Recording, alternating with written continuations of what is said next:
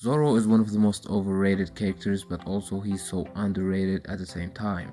I know this sounds crazy, but because he's overrated, people underestimate him way too much. Currently, Zoro is close to admiral level, if not already on that level yet, at least in my opinion. So today I'm going to break it down and show you how strong is Zoro based on the manga and the feats. Ever since the beginning of One Piece, Zoro was close to Luffy in terms of power. And you can tell that from post-time skip up to Wano arc because Zoro never actually struggled against any of his opponents. Zoro is known for his strong will and he is worthy of being a leader, which is related to strong conqueror's attribute. One of the reasons why people underestimate him for is because he's a commander. But Zoro said it many times that he doesn't care about being a captain just like Mihawk. Even if you compare him currently to the other first Yonko commanders, he's way stronger than them. And that's pretty obvious because Zoro is going to be the strongest swordsman in the future, surpassing Mihawk and his ancestor Ryuma. Another reason why people underestimate him for is Enma. They have even said that when Zoro scarred Kaido for the first time that it was because of Oden's Haki. We know that Zoro only scarred Kaido with Enma because it's a special sword, but it was Zoro's own Haki.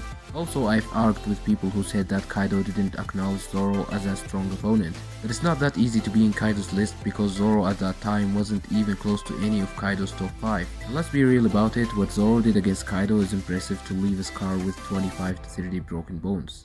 None of the supernova was even close to damage Kaido like Zoro until Luffy unlocked advanced infusing. Now let's talk about the feats, and I just want to remind you, so I will start with important feats before the Wano land. During the pre-time skip, Zoro showed great endurance feats starting with the Arlong Park. After he saw the scar that Mihawk caused to Zoro, Arlong was surprised that Zoro is even alive. Moving to one of the strongest opponents Zoro faced during the pre-time skip, Mr. 1. He caused Zoro many fatal injuries and Zoro is still able to stand and continue fighting, and Mr. 1 can't even believe it. Now to the most epic scenes, nothing happened. You can see that Zoro's endurance is insane to hold out all of Luffy's pains along with his own pains. One of the best feats for Zoro during the post-time skip is when he scarred Hody Jones. Zoro almost killed this dude in the water, a fishman in the water.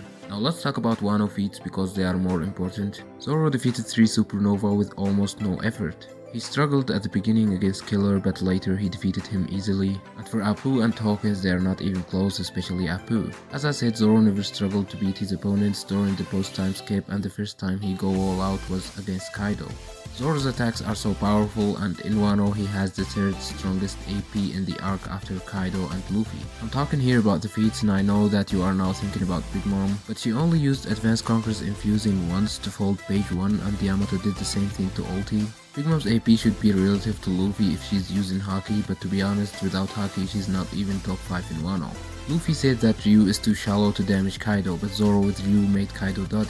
Big Mom told Kaido to dodge that attack, so you can see how powerful was Zoro with the Ryu that Luffy said is shallow. After that, Zoro scarred Kaido with 25 to 30 broken bones without even knowing that he used Haki.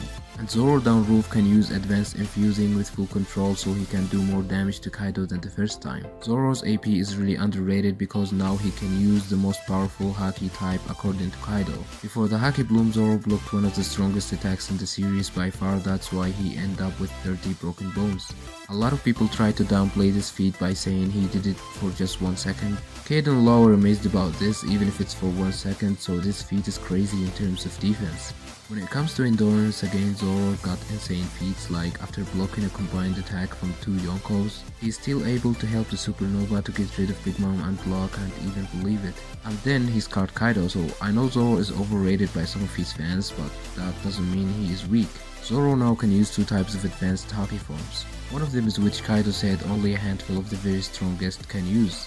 You have to remember that Zoro will become the strongest swordsman by the end of the story. Now some people underestimate Mihawk and his position, but Mihawk is a top Yonko level, and narratively should be top 5 strongest characters of all time, at least in my opinion. The reason why people underestimate Zoro is because we've never seen him fight the main villains or top tiers, because he has to fight the 2nd strongest character as Luffy's right hand man from a narrative perspective. To be honest with you, the only reason why I think that the admirals currently are stronger than Zoro is because we've never seen them going all out, right? So I'm waiting to see the level of Haki that they can use. Because unless they can use Haki above the level of Zoro, they are not stronger than him. So if they are only Devil Fruit users, that's not gonna help them to beat Zoro.